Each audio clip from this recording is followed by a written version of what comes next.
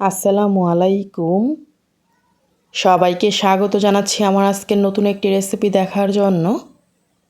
আজকে আপনাদের সাথে শেয়ার করব সবচেয়ে বেশি স্বাদে ভাপা ইলিশ রান্নার রেসিপি।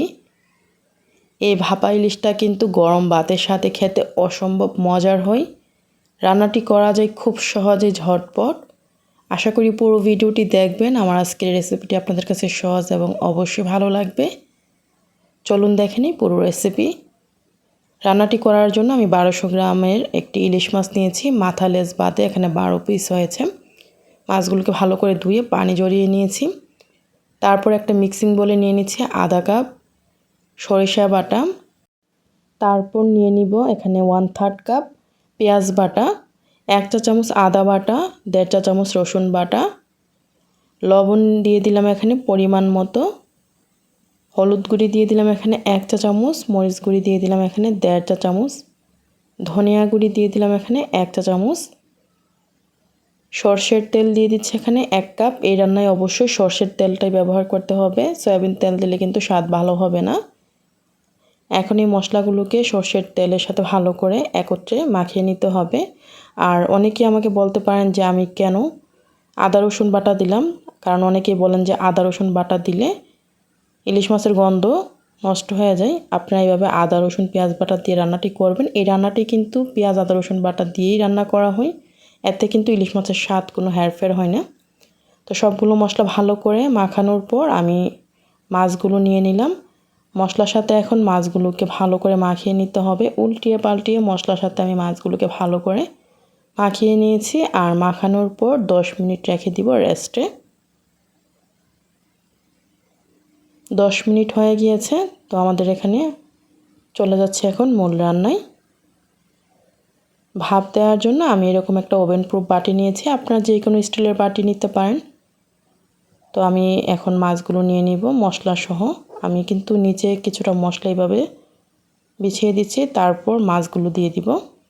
তারপর উপর দিয়ে ওইভাবে একইভাবে মশলাগুলো দিয়ে দিব।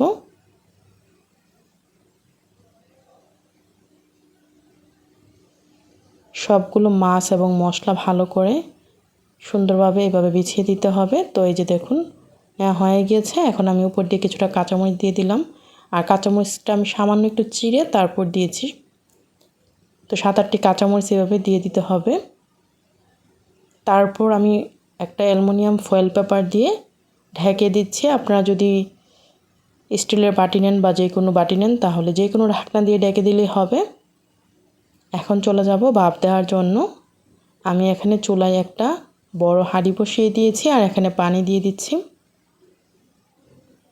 পানির পরিমাণটা বুঝে দিতে হবে যেন বাটি থেকে বেশি না হয়। বাটির মানে 4 ভাগের 2 ভাগ যেন নিচে থাকে আর 2 ভাগ যেন উপরে থাকে। পানিটা যেন বেশি না হয়, দিকটা খেয়াল রাখবেন। তো এখন আমি ঢাকনা দিয়ে ঢেকে তারপর রেখে দিচ্ছি 50 মিনিট। চুলার আঁচটা আমি প্রথমে 5 মিনিট হাইটে রেখে 45 মিনিট রেখেছিলাম মিডিয়াম আঁচে। আর এই যে দেখুন 50 মিনিট পর কালারটা নিশ্চয়ই দেখে বুঝতে পারছেন, আর তেলটা কিন্তু উপরে ভেসে আসছে। অনেকেই প্রশ্ন করতে পারেন যে নাড়াচাড়া করা হয়নি, তো কিভাবে বুঝবো যে রান্নাটি হয়েছে কিনা। আপনাদেরকে আমি দেখিয়ে দিচ্ছি। এই যে দেখুন আমি ভাতের সাথে কিন্তু নিয়ে নিচ্ছি। আর মাছটা কত সুন্দরভাবে সিদ্ধ হয়েছে আপনারা দেখলে বুঝতে পারবেন। এই যে দেখুন অসম্ভব মজার হয়েছে এই ভাপা ইলিশটা। আপনারা যদি আগে কখনো রান্না না করে থাকেন একবার হলেও ট্রাই করবেন। আর যারা খেয়েছেন তারা তো জানেনই কতটা সুস্বাদু হয়। আমার আজকের রেসিপিটি বিশেষ করে যারা নতুন রাঁধুনি তাদের জন্যই চেষ্টা করেছি সহজভাবে রেসিপিটি শেয়ার করতে। রেসিপিটি যদি আপনাদের কাছে ভালো লাগে লাইক কমেন্ট শেয়ার দিয়ে সাথেই থাকবেন। আজকের এই রেসিপিটি দেখার জন্য আপনাদের সকলকে অসংখ্য ধন্যবাদ। সবাই ভালো থাকবেন, আমার জন্য দোয়া করবেন। আল্লাহ হাফেজ।